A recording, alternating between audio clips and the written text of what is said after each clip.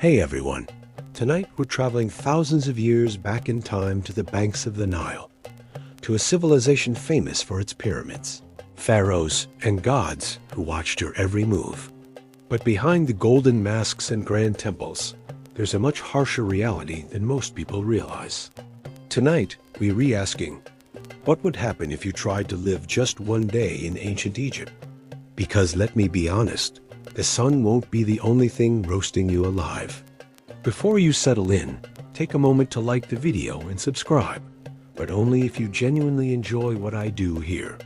And leave a comment letting me know where you tuning in from and what time it is for you. It's always fascinating to see who's joining us from around the world. Now dim the lights, maybe turn on a fan for that soft background hum, and let's drift into tonight's journey together. Welcome to ancient Egypt, land of pyramids, gods, and relentless ultraviolet violence. Before you even open your eyes, the sun is already blasting through your reed hut, as if auditioning for the role of an unforgiving sky god. There are no curtains, no shades, and certainly no air conditioning. Just the raw, unrelenting heat of the desert, baking everything including you by breakfast. You're relying on a straw mat with a linen sheet that has more of a suggestion than actual protection. The Nile breeze you were promised in all those travel documentaries? Yeah, it's gone. Probably died out sometime around 2800 BC. By the time you stumble outside, the temperature is already flirting with 90 degrees Fahrenheit, and it's not even mid-morning. The sun doesn't just shine in ancient Egypt, it attacks. Your linen tunic is useless, like wearing tissue paper in a sauna. And don't even think about sunscreen. There's no aloe vera, no SPF 50, not even a floppy hat with a beach resort logo. Ancient Egyptians did have protective oils, but unless you're wealthy or work in a temple, you're not getting any. Your best option: smear yourself with mud or crocodile dung, which apparently might keep you from turning into a human torch. Emphasis on might. By midday, the stones under your feet are hot enough to cook lentils. Shade is a luxury. Trees are rare. You might get a little relief hiding behind a mud brick wall, but even that wall is sweating by now. You, on the other hand, look like someone threw you into a clay oven and forgot to set a timer. And you'd better not complain, Ra. The sun god is watching. In ancient Egypt, the sun wasn't just weather. It was divine authority. The hotter the day, the more powerful Ra was feeling. So if you're melting, take it as a spiritual compliment. Surviving a single day in ancient Egypt requires hydration, humility, and an ironclad tolerance for feeling like a roast chicken. And this is just the morning. You're finally out of bed, or rather, off your scratchy straw mat. The good news is, the Nile is just a short walk away. The bad news, you can already smell it before you see it. Yes, the mighty Nile, the life-giver of ancient Egypt, revered as sacred, the very reason civilization exists here. But let us be honest, it also smells like a fish market had a bad breakup with the swamp. The banks are buzzing with flies, frogs, and things that probably shouldn't have legs but do. Still, this is where you bathe. Soap hasn't been invented yet, and even if it had, you couldn't afford it. Instead, you lather yourself in the freshest cleansing technology of the day, sand. That's right, exfoliation, the Egyptian way. Just rub yourself down with coarse grains and call it skincare. It's like nature's sandpaper, but less effective. Washing clothes is also done in the Nile. And by washing, I mean pounding them against rocks while praying a crocodile doesn't mistake your laundry for a tasty midday snack. Oh, and let's not forget the occasional sewage runoff from upstream. Remember, people, livestock, and the occasional funeral boat all share this river. And yet somehow, this is considered clean. You scrub, rinse, and emerge feeling slightly less sticky and only moderately more worried about leeches. If you're a city dweller in Memphis or Thebes, you might be lucky enough to use a public basin or cistern. But for everyone else, it's Nile or nothing. And don't expect privacy. This is a public bathing space, shared by families, neighbors, livestock, and the odd ibis pecking around your ankles like it pays rent. Water jars are filled, balanced on heads, and carried back to your mud brick house before the midday heat turns the clay into toast. It's a daily ritual, spiritual, necessary, and slightly traumatic. So yes, the Nile is sacred. It feeds you, cleans you, and quenches your thirst. But let's not pretend it's a sparkling oasis. In reality, it's part miracle, part biohazard, and all you've got. By now, you've bathed in the crocodile-infested Nile, sandpapered yourself semi-clean, and your body feels like a baked fig. Time for breakfast, the most important and least glamorous meal of your ancient Egyptian day. Let's set expectations. There are no eggs Benedict, no fruit bowls, and absolutely no iced lattes. Breakfast in ancient Egypt is less of a culinary event and more of a tactical refueling operation. You sit on a low stool if you have one, or just squat in the corner like everyone else. The centerpiece of your meal? Bread, lots of it. Dense, coarse, and often as chewy as a leather sandal. It is made from emmer wheat or barley, and baked in clay ovens that may or may not be shared by the local rats. And don't be surprised if there's sand in your slice, not as a topping, just an uninvited ingredient from the grinding stones. A daily dose of minerals, you could say, then comes the beer. But don't get excited, this isn't crisp, bubbly craft ale. This is thick, cloudy, lukewarm liquid bread. More porridge than pint. It is packed with calories and vaguely fermented a medieval smoothie with the faint taste of sour cereal and survival. Even children drink it not to be edgy, but because it's safer than water. At least the brewing process boils out the parasites. Unlike the Nile, which we just discussed, is basically a petri dish. If you're lucky, and I mean very lucky, you might get an onion or a few dried dates to go with your carb-on-carb combo. Protein only if someone caught a fish and didn't immediately eat it raw. And as you chew your rock-like loaf and sip your grain sludge, flies buzz around you like it's a buffet, because it is, for them. You swat at them with one hand, hold your cup with the other, and try not to think too hard about the fact that this is likely the best meal you'll have today. Breakfast in ancient Egypt isn't about flavor, it's about function. It fuels your body just enough to survive until the next time someone hands you another sand-infused brick of bread. Bon appetite! I'll keep the story going, block by block, until we've covered the entire transcript, reworking each part in English while staying true to the plot and style you've provided. With breakfast behind you, a belly full of gritty bread and lukewarm beer, it's this tired your day's work. But don't expect a leisurely commute or a cozy office. In ancient Egypt, your job is determined by your birth, your gender, and more often than not, the whims of the Nile. If you're a farmer, your life revolves around the river's moods. The annual flood is both a blessing and a curse. When the waters rise, they leave behind a thick black silt that makes the land incredibly fertile. But this also means your entire year is a cycle of frantic activity. Planting, weeding, harvesting, and then waiting sometimes anxiously for the next flood. Miss the timing, and your family could go hungry. Work begins at sunrise, before the heat becomes unbearable. You wade through muddy fields, bent double, planting seeds by hand. The tools are simple wooden plows, stone sickles, baskets for carrying grain. There's no machinery, no shade, and no breaks except for a quick drink of that ever-present, ever-questionable beer. If you're not a farmer, you might be a laborer, a craftsman, or if you're especially unlucky, a conscripted worker on one of the pharaoh's grand building projects. The pyramids didn't build themselves, and while it's a myth that they were constructed solely by slaves, the reality isn't much easier. Most of the workforce is made up of ordinary Egyptians, drafted for weeks or months at a time to haul limestone blocks, mix mortar, and drag sledges across the desert. The work is brutal: sunburned skin, aching muscles, and the constant risk of injury. Supervisors, overseers with sticks make sure you keep moving. If you slack off, you get a sharp word or a sharper smack. Craftsmen fare a little better. If you're skilled with your hands, you might spend your days carving statues, painting tomb walls, or shaping pottery. The pay isn't great, but at least you're out of the direct sun. Still, your work is never your own. Everything you make belongs to the state, the temple, or the local noble.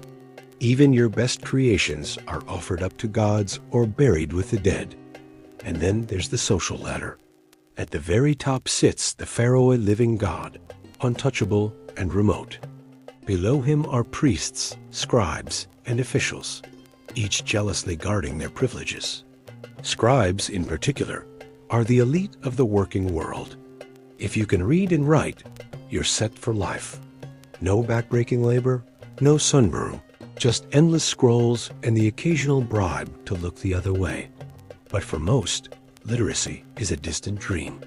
You'll never hold a reed pen or learn the secrets of hieroglyphs. Your world is one of sweat, dust, and obedience. Women's lives are a little different. Ancient Egypt is surprisingly progressive in some ways. Women can own property, run businesses, and even divorce their husbands. But most still spend their days grinding grain, weaving linen, fetching water, and caring for children. It's relentless, repetitive, and exhausting. And if you're a child, you work too. There's no school for most, just chores from the moment you can walk. By midday, the sun is directly overhead, and the heat is merciless. Your linen tunic is soaked with sweat, your hands are blistered, and your back aches.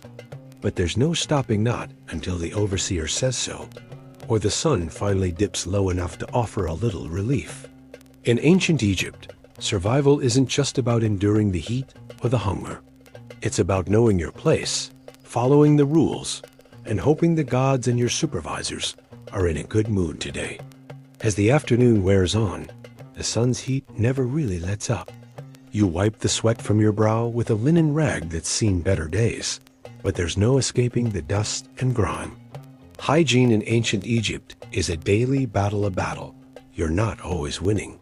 Bathing, as you've learned, means a trip to the Nile, but it's not just about getting clean. It's about survival. The river is home to crocodiles, hippos, and parasites you can't even see. Every time you wade in, you're gambling with your health. The water might cool your skin, but it can also bring fever, infection, or worse.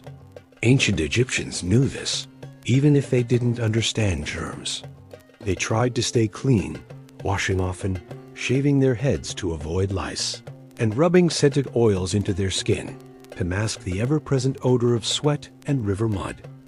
Toothaches are a fact of life. The bread you eat is full of sand and grit, ground in with the wheat. Over time, your teeth wear down to nubs. Cavities, abscesses, and infections are common. There are no dentists, just home remedies. Honey for pain, linen wicks for draining pus, and prayers to the gods for relief. If you're unlucky, a tooth infection can become deadly. The same goes for wounds. Even a small cut can turn serious in the heat and filth. Flies swarm to every scratch, and infection sets in quickly. The local healer may be a priest, maybe just an older woman with a reputation for wisdom will try her best. She'll use honey, herbs, or a poultice of moldy bread, which actually helps a little thanks to the natural antibiotics. But there's no guarantee. Sometimes the gods are merciful. Sometimes they're not. Disease is everywhere. Malaria, dysentery, and tuberculosis lurk in the shadows of every home. Children are especially vulnerable. Many don't survive past infancy, and those who do grow up fast. Life expectancy is short, maybe 35 years if you're lucky, less if you're poor. The wealthy fare a little better, with access to better food, cleaner water, and private doctors. But even the pharaohs aren't immune. Mummies show signs of arthritis, abscesses, and parasites.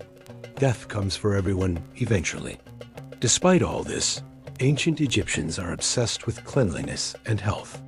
They invent some of the world's first medical texts, filled with spells, recipes, and surgical procedures. Doctors are respected, sometimes even revered, but their tools are basic: knives, hooks, and whatever herbs they can gather. Surgery is rare and risky. Most treatments are a blend of practical medicine and magic prayers to Sekhmet, the lion-headed goddess of healing, or spells written on scraps of papyrus and worn as amulets. You do what you can. Wash often. Avoid bad water. Hope for good luck. But every day is a reminder that in ancient Egypt, survival isn't just about the sun or the overseer's stick. It's about outsmarting the invisible enemies, the ones you can't see, but that never stop hunting you. As the sun begins its slow descent, the day's work finally eases. The heat isn't gone. It never really leaves, but at least the air starts to cool. Families gather in small courtyards or on flat rooftops, sharing what little shade and comfort they can find. This is the time for stories, for laughter, and for a simple dinner that is both humble and hard-earned. Food in ancient Egypt is a lesson in making the most of what you have. The Nile's yearly flood brings life, but it doesn't bring luxury. Most meals are built around bread, always bread, and beer. If you're lucky, there might be onions, leeks, lentils, or a few dates. Fish from the river is a treat, salted or dried to last longer. Meat is rare, reserved for special occasions or the wealthy. For most people, a meal is a hunk of bread dipped in oil or beer, with a handful of vegetables if the harvest was good. If you're part of a larger household, you might eat together in a small, smoky room. The bread is torn and shared, the beer passed from hand to hand. There are no forks or spoons, just your fingers, and maybe a piece of bread. To scoop up lentils. Conversation is quiet, tired. The children, exhausted from their chores, lean against their parents or doze off in the corner. Flies buzz around the leftovers, but no one pays them much mind. They're just part of the household, like the dust or the heat. Family is everything in ancient Egypt. The household is the center of life, a place of work, rest, and worship. Grandparents, parents, children, and sometimes aunts, uncles, and cousins all live together or nearby. The home is small, made of mud brick, with a flat roof for sleeping under the stars when the nights are too hot inside. There's no privacy, but there is companionship. Everyone has a job, from grinding grain to fetching water, from weaving linen to tending the animals. Children grow up fast. They start helping as soon as they can walk, carrying small jars of water, herding geese, or helping in the fields. There's no school for most, but there are lessons: how to plant, how to weave, how to survive. Girls learn from their mothers, boys from their fathers. Games are simple balls made from reeds, dolls from scraps of cloth, or races along the riverbank. But even plays work in disguise, teaching skills they'll need as adults. At night, the village quiets down. The stars come out, bright and clear in the desert sky. The air is cooler now, but still thick with the smell of baking bread, damp earth, and the faint, ever-present scent of the Nile. Families gather for one last meal, or maybe just a cup of beer and a story. The elders tell tales of the gods, of the pharaoh's power, of the dangers of the afterlife. Children listen, wide-eyed, before drifting off to sleep. For a few hours, life is peaceful. The work is done, the heat is bearable, and the world seems a little kinder. But everyone knows that tomorrow will bring the same struggles: the sun, the river, the endless cycle of planting and harvesting, of living and surviving. As night settles over the village and the stars wheel overhead, the world of ancient Egypt doesn't simply go to sleep. For many, this is a time of quiet reflection, of whispered prayers and offerings to the gods who watch over every moment of life. Religion isn't a Sunday ritual here. It's woven into every action, every thought, every breath. The gods are everywhere, Ra, the sun god, rules the sky by day, sailing his golden bark across the heavens. At night, he travels through the underworld, battling chaos and monsters to rise again at dawn. Osiris, lord of the dead, judges souls in the afterlife, weighing hearts against the feather of truth. Isis, the great mother, protects the living and the dead with her magic. Anubis, the jackal-headed god, guides souls to the afterlife. And that's just the beginning. There are dozens, hundreds of gods, each with their own stories, their own powers, their own demands.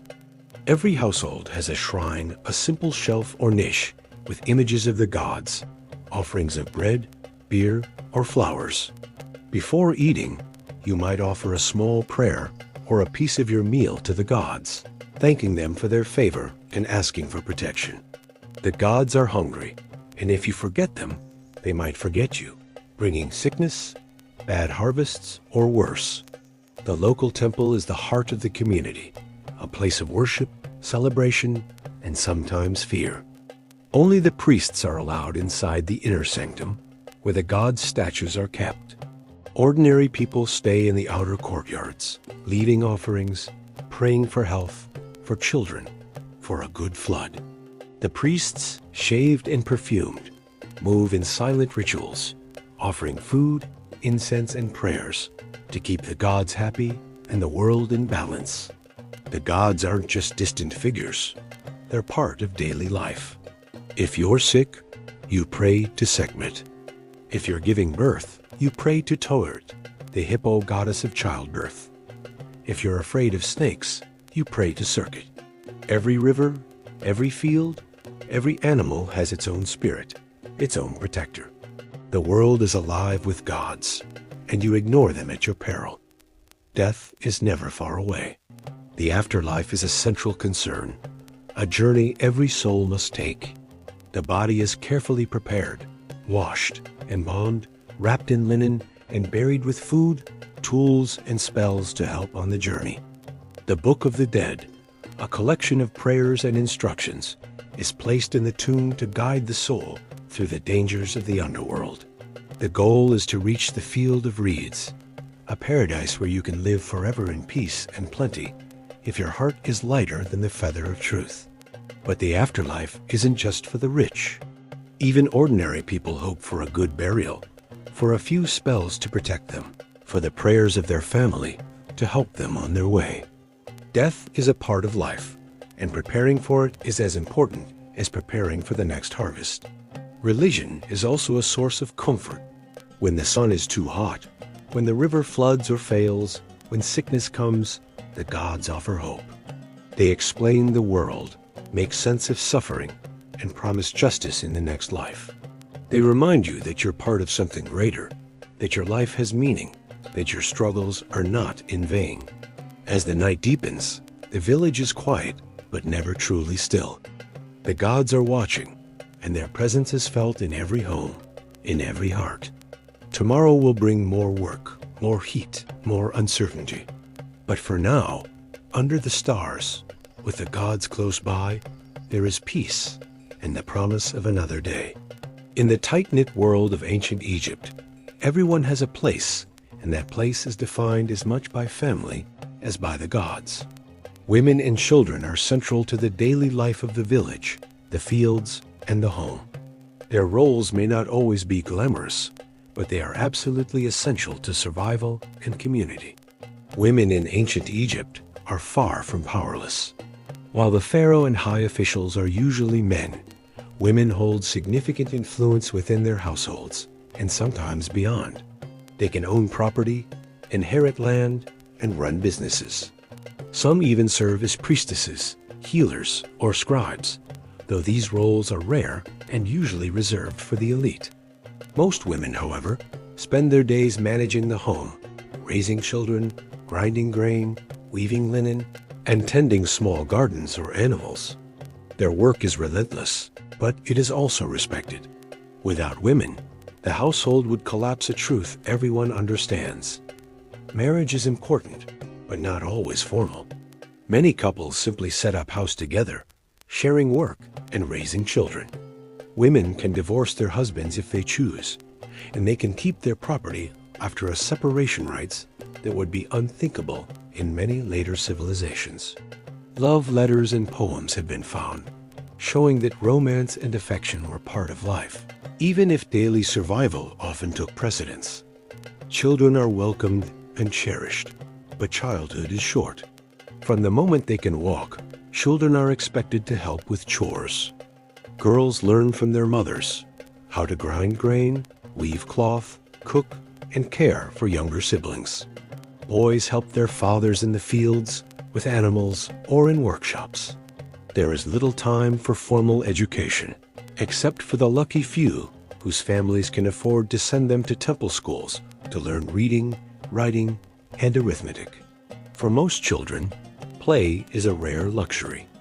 When they do have free time, they might play with simple toys balls made from reeds, dolls from scraps of cloth, or games carved into the dirt.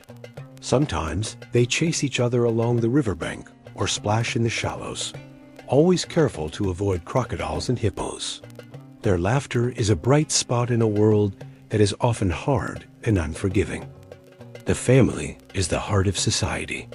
Grandparents, parents, children, aunts, uncles, and cousins all live close by, supporting each other through good times and bad.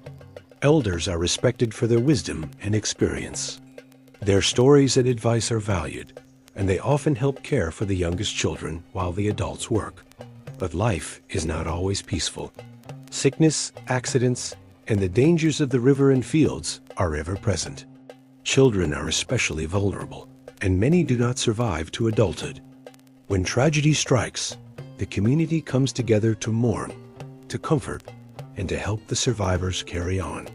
Funerals are simple but meaningful, with prayers to the gods and offerings to help the departed on their journey to the afterlife. Despite the hardships, there is a sense of belonging, of shared purpose. Everyone has a role. Everyone is needed.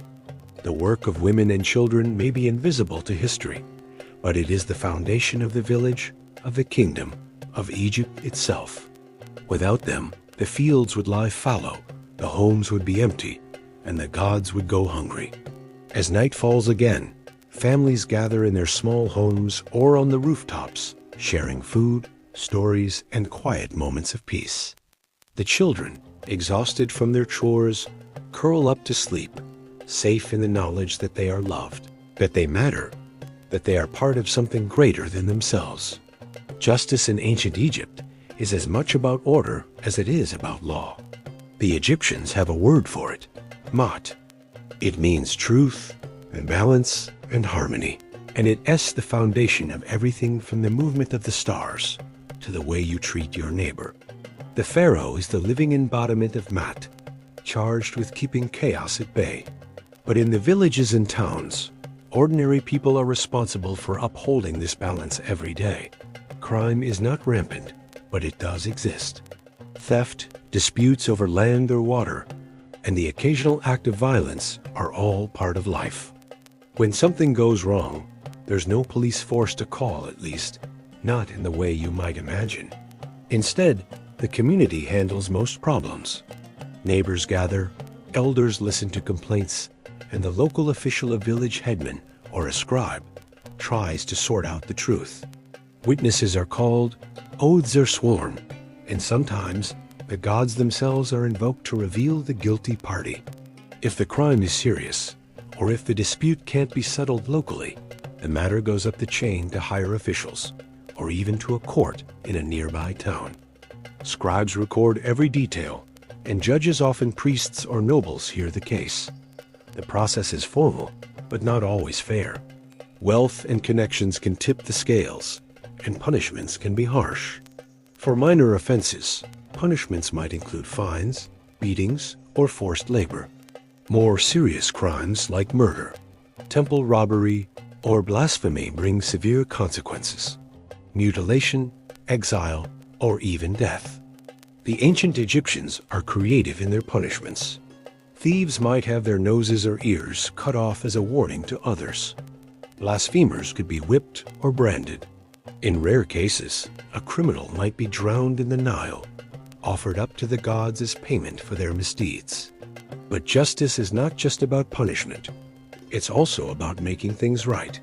Restitution is common. If you steal a goat, you have to return it, plus extra as compensation. If you damage someone's property, you're expected to repair or replace it. The goal is not just to punish the wrongdoer, but to restore balance, to bring the community back to mat. Magic and religion play a role in justice too. Oaths are sworn before the gods, and magical spells are used to uncover lies or protect the innocent. Sometimes, a suspect is asked to touch a sacred object or drink a potion if they're guilty. It's believed the gods will reveal the truth, often in mysterious or painful ways. For the most part, though, life is peaceful. The threat of punishment, the power of community, and the ever-watchful eyes of the gods keep most people honest. Disputes are settled, wrongs are righted, and mat is restored at least until the next argument over water or wandering goats. As the moon rises over the Nile, the village settles into quiet. The day's conflicts are put to rest, and the people sleep, trusting that mat will keep chaos at bay for another night. As dawn breaks over the Nile, the cities of ancient Egypt stir to life. Unlike the sleepy villages along the riverbanks, cities like Memphis, Thebes, and later, Alexandria, are alive with noise, movement, and the hum of countless trades. Here, the world is not just about farming and survival. It's about craft, commerce, and the daily dance of people from all walks of life. If you're lucky enough to live in the city, your day might begin with the sound of donkeys braying, merchants calling out their wares, and the rhythmic clang of metalworkers hammering at their forges. The streets are narrow, winding paths of packed earth and stone, lined with mud brick houses, workshops, and tiny stalls. The air is thick with the scent of baking bread, roasting meat, and the ever-present dust of the desert. Artisans are the heartbeat of the city. Potters shape clay into jars and bowls, firing them in kilns that glow red in the early morning light. Carpenters carve wood into furniture and tools, their workshops filled with the tangy smell of fresh-cut timber. Metalworkers, their faces smeared with soot, hammer copper and gold into jewelry, weapons, and household goods. Weavers sit at their looms, fingers flying as they create fine linen for clothing and burial shrouds. Each craft is a family tradition, passed down from parent to child, generation to generation. Markets are the center of city life. Every morning, farmers from the countryside bring their produce: onions, leeks, dates, figs, and baskets of grain. Fishermen display their catch fresh from the river, still glistening in the sun. Butchers sell meat from goats, sheep, and the occasional ox. Bakers offer loaves of bread, still warm from the oven. Merchants from distant lands hawk spices, incense, and exotic goods, some from as far away as Nubia, Arabia, or even the fabled lands beyond the sea. The market is a place of bargaining and banter. Prices are not fixed. Every sale is a negotiation, a game of wits and charm. You haggle for a better deal, joke with the sellers, and exchange news and gossip as you shop. The market is also a place of danger. Pickpockets and thieves lurk in the crowd, and the watchful eyes of local officials and guards are never far away. For those who work in the city, life is both exciting and exhausting. The hours are long, the work is hard, and the competition is fierce. But there is also opportunity, a chance to learn a trade, to rise in status, or to make a name for yourself. Some artisans become wealthy, their work sought after by nobles, and even the pharaoh himself. Others scrape by, living hand to mouth, always hoping for a lucky break. The city is also home to scribes, officials, and priests, who live in grander houses and enjoy privileges most artisans and laborers can only dream of. Scribes, in particular, are the elite of the working world. They keep records, write letters, and manage the business of the state. Their skill with pen and papyrus gives them power and respect and a life free from backbreaking labor. As the sun climbs higher, the city grows louder and busier. The streets fill with people workers, traders, soldiers, and slaves.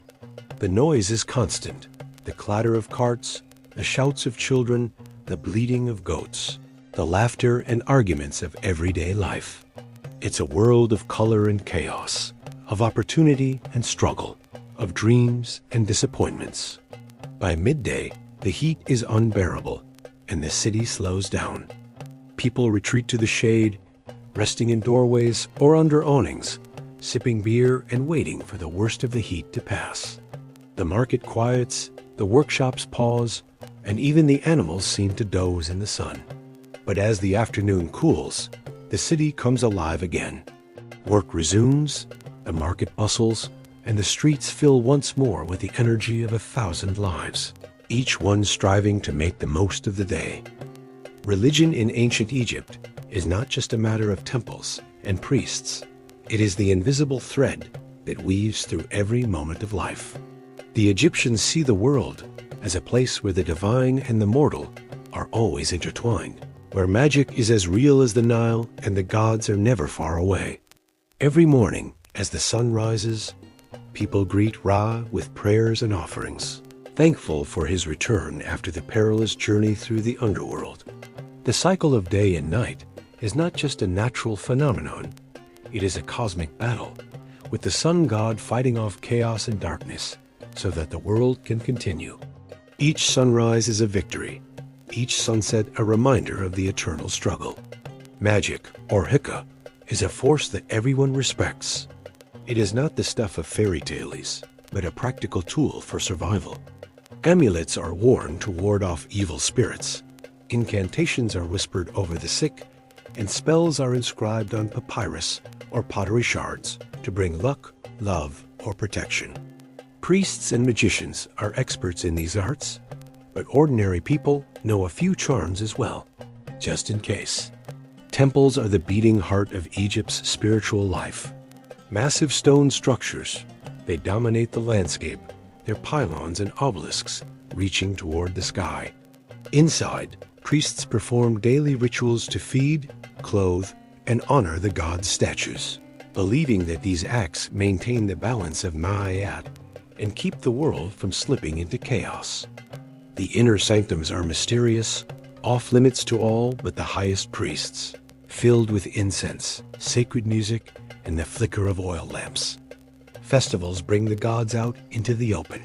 Statues are paraded through the streets. Crowds gather to sing and dance, and offerings overflow the temple courtyards. These are times of joy and renewal, when everyone, rich or poor, can hope for a blessing or a glimpse of the divine. But religion is not just about this world. The Egyptians are obsessed with the afterlife, and preparations for death begin almost as soon as life itself. Tombs are built and decorated, filled with everything the deceased might need: food, clothing, tools, and treasures. Spells from the Book of the Dead are painted on walls or written on papyrus to guide the soul through the dangers of the underworld. Mummification is a sacred science.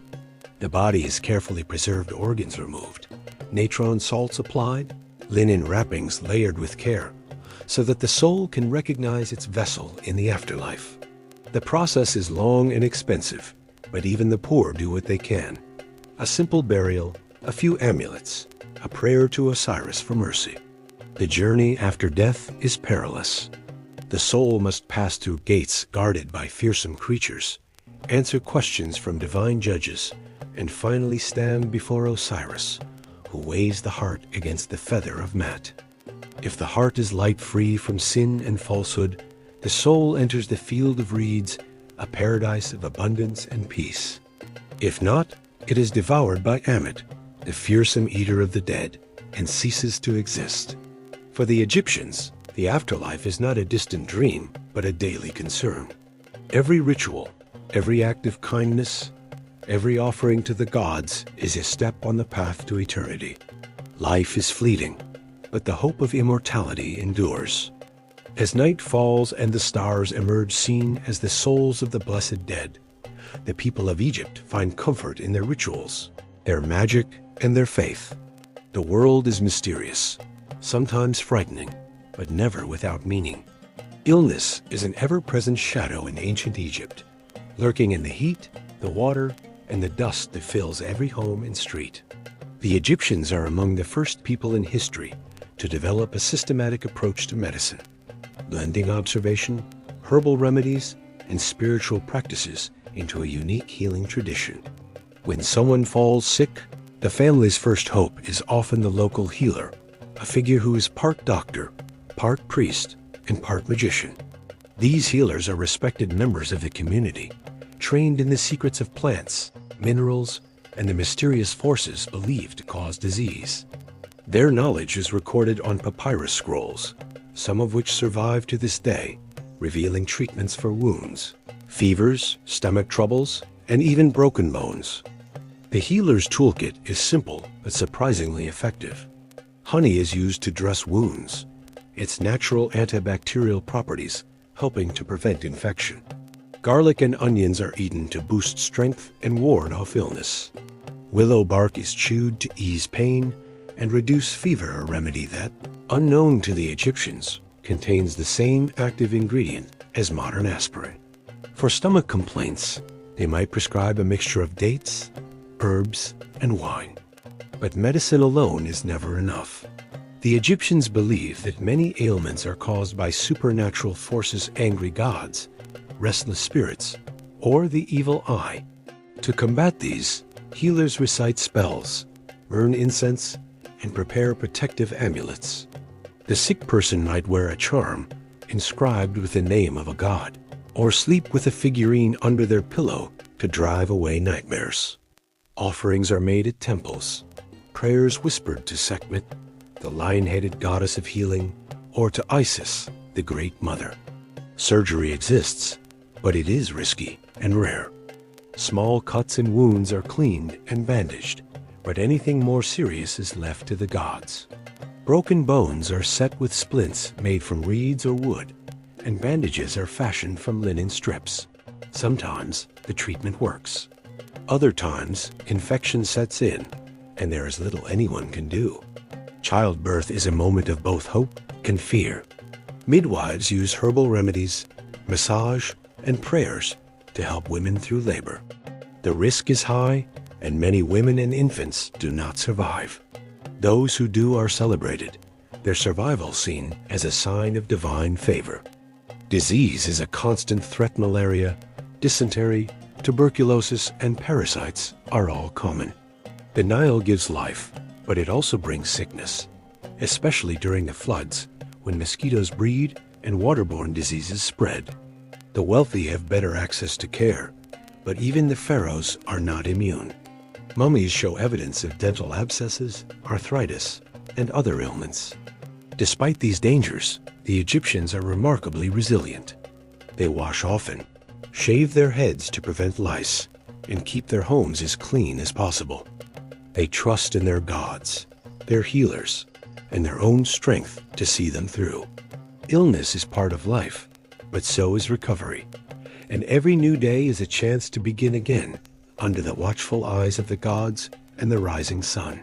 Despite the heat, the toil, and the ever-present risks of illness, ancient Egyptians are not without their moments of joy and relaxation. Leisure is woven into the fabric of daily life, a necessary counterbalance to the demands of work, worship, and survival. Music is everywhere. Evenings often begin with the soft strumming of a lute or the rhythmic beat of a drum. Flutes, harps, and sistrums, rattling instruments sacred to the goddess Hathor, fill the air with melodies that drift through open courtyards and along the riverbanks. Families gather to sing, clap, and dance, their laughter echoing beneath the stars. For the wealthy, professional musicians and dancers are hired to perform at banquets and festivals, their skills celebrated and admired. Games are a favorite pastime for all ages. Senet, the most popular board game, is played on a grid of 30 squares, with each move believed to mirror the journey of the soul through the afterlife. Players use carved pieces and throw sticks or knuckle bones to determine their fate, hoping for luck and a little divine favor. Children invent their own amusements, racing, wrestling, or tossing balls made from reeds and leather. Even adults join in, their competitive spirits undimmed by age or status. Festivals are the highlight of the year. The Egyptian calendar is filled with celebrations honoring the gods, the river, and the changing seasons. During these times, work pauses, and the entire community comes together for feasting, music, and processions. Statues of the gods are carried through the streets, decorated with flowers and offerings. Special foods are prepared: roast goose, sweet cakes, and plenty of beer and wine. Dancers and acrobats perform, and the air is thick with incense and excitement. These festivals are more than just entertainment. They are moments of renewal, when the boundaries between the mortal and divine seem to blur. Storytelling is another cherished tradition. In the evenings, elders recount tales of gods and heroes, of wise animals and foolish kings, of love, betrayal, and triumph. These stories are not just for amusement. They teach lessons, preserve history, and bind the community together. Children listen wide-eyed, dreaming of adventures and miracles, while adults nod knowingly, savoring the familiar rhythms of words passed down through generations. For the elite, leisure is even more elaborate. Banquets are held in lush gardens, with pools of cool water and fragrant lotus blossoms floating on the surface. Guests recline on cushioned couches, sipping wine and nibbling delicacies as servants attend to their every need. Poets recite verses, and philosophers debate the mysteries of the universe. For a few hours, the cares of the world fade away, replaced by beauty, pleasure, and the company of friends. Yet even the simplest pleasures, a cool breeze at dusk, a shared meal, a song sung by the river, are cherished by all. In a land where life is never easy, these moments of joy are precious reminders of what it means to be human, to laugh, to dream, to celebrate, and to hope. The true heartbeat of ancient Egypt is not the palace or the temple, but the river. The Nile is life itself, a ribbon of green winding through the endless desert, a source of food, water, and meaning for all who live along its banks. Everything in Egypt, from the smallest hut to the grandest pyramid, depends on the river's moods. Each year, the Nile rises in a predictable cycle, flooding the fields and transforming the landscape. The Egyptians divide their calendar into 3 seasons: Akhet, the season of inundation; Pare, the season of emergence; and Shemu, the season of harvest. These rhythms dictate the pace of life, the work in the fields, and the festivals that mark the passage of time. During Akhet, the river overflows its banks, covering the land with rich black silt. Farmers put away their tools and wait, watching as the water creeps higher, swallowing the fields and sometimes even threatening the villages. It is a time of rest, but also of anxiety. Too little water, and the crops will fail. Too much, and homes may be lost. Prayers and offerings fill the temples as everyone waits for the flood to recede. When the waters finally withdraw, Pare begins. The land emerges, glistening and fertile, ready to be planted. Men and women work side by side, sowing seeds by hand, guiding cattle to trample them into the mud. The days are long and hot, but there is hope in every green shoot that breaks the earth. Children chase birds from the fields, and elders watch the skies for signs of rain or drought. The Nile's gift is never taken for granted. Shemu, the season of harvest, is a time of celebration and relief. The crops wheat, barley, flax are gathered and stored in great granaries. Families feast, giving thanks to the gods for their bounty. The markets fill with fresh bread, beer, and vegetables. For a moment, hunger is forgotten, and the future seems secure. But the Nile is not always generous. Some years, the flood is weak, and famine follows. Other years, the river destroys as much as it gives. The Egyptians have learned to adapt, building canals and dikes, storing grain for lean times and trusting in their gods to restore the balance. The river is a constant reminder of both the fragility and resilience of life. The environment shapes more than just the economy. It influences art, religion, and the very way Egyptians see the world. The endless blue sky, the blazing sun, the stark contrast between green fields and golden desert, all find their way into tomb paintings, hymns, and stories. The Nile is not just a river. It is a symbol of renewal, of eternity, of the unbreakable link between people and the land. As the seasons turn and the river flows, the people of Egypt move in harmony with their world. They know that nothing lasts forever except, perhaps, the Nile and the hope that it will rise again. As the centuries passed, the once mighty civilization of ancient Egypt began to show the first signs of wear. The land of the pharaohs, which had endured for thousands of years, found itself buffeted by forces both within and beyond its borders. The story of Egypt's decline is not one of sudden ruin, but of a slow, inexorable shift, a fading of its golden age, even as its achievements continued to inspire awe. By the end of the New Kingdom, around 1070 BCE, Egypt's unity was already fraying. Dynasties rose and fell, some led by strong rulers, others weakened by internal strife and corruption. The priesthoods, once loyal servants of the pharaoh, grew increasingly powerful, sometimes even challenging royal authority. Meanwhile, foreign powers Nubians, Libyans, Assyrians, and Persians watched from the edges of the desert, eager to claim the riches of the Nile for themselves. The first foreign invasions came from the north. The Assyrians, fierce warriors from Mesopotamia, swept down into Egypt, sacking cities and leaving destruction in their wake. The Persians followed, imposing their rule and demanding tribute.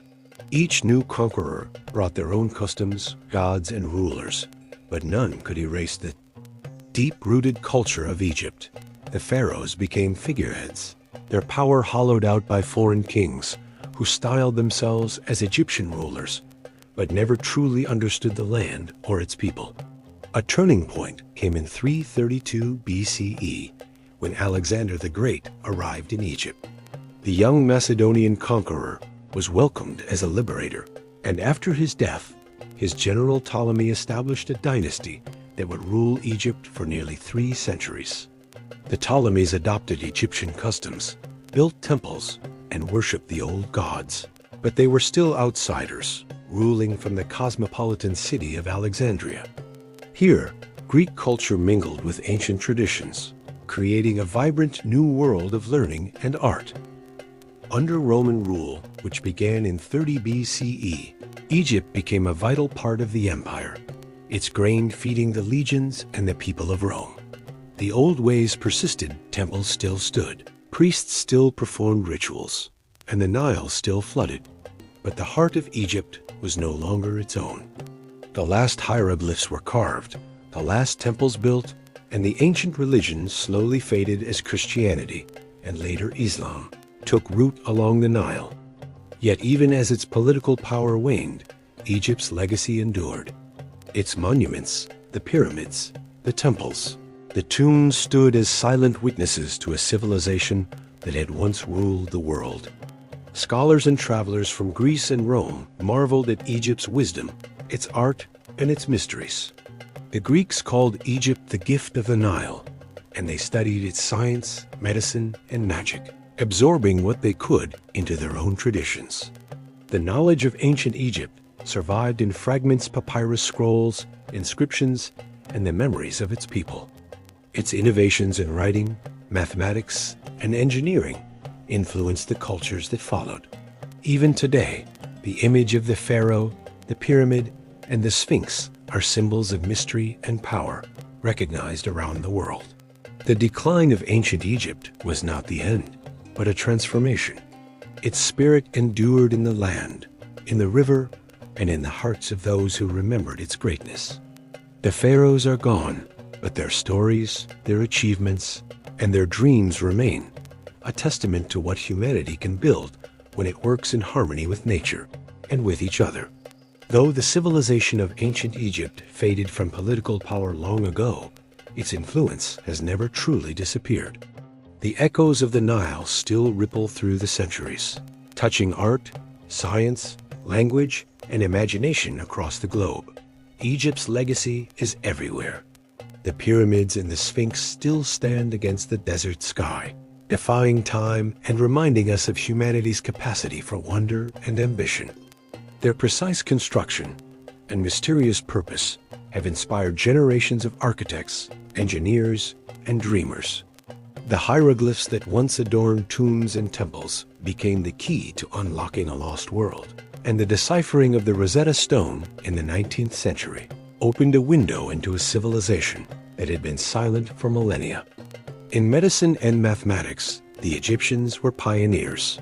Their surgical tools, herbal remedies, and anatomical knowledge laid the groundwork for later advances in healing.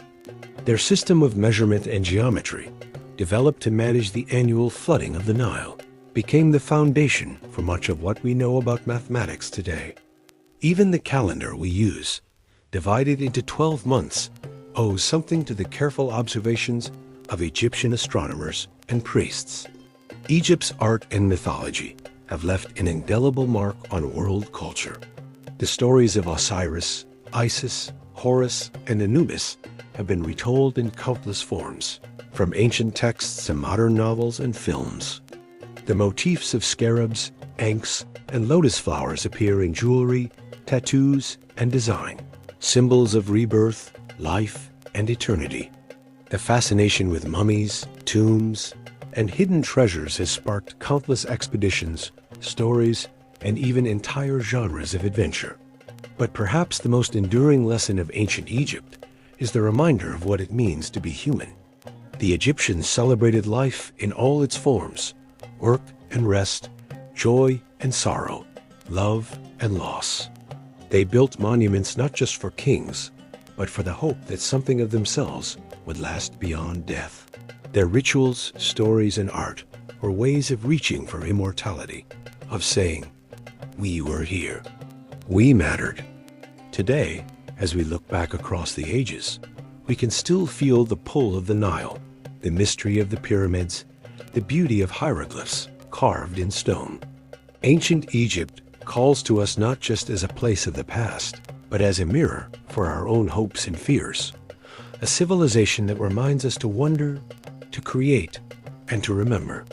So as you drift off to sleep tonight, imagine the cool breeze of the Nile, the hush of the desert, and the distant glow of torchlight flickering on ancient walls. The world of the pharaohs may be gone, but its spirit endures, whispering through history, inspiring us to dream a little bigger, and to remember that even the sands of time cannot bury the legacy of a people who dared to reach for eternity. Thank you for joining this journey through ancient Egypt. If you enjoyed this story, don't forget to like, subscribe, and share where you're listening from. Until next time, may your dreams be as rich and mysterious as the land of the Nile. Good night.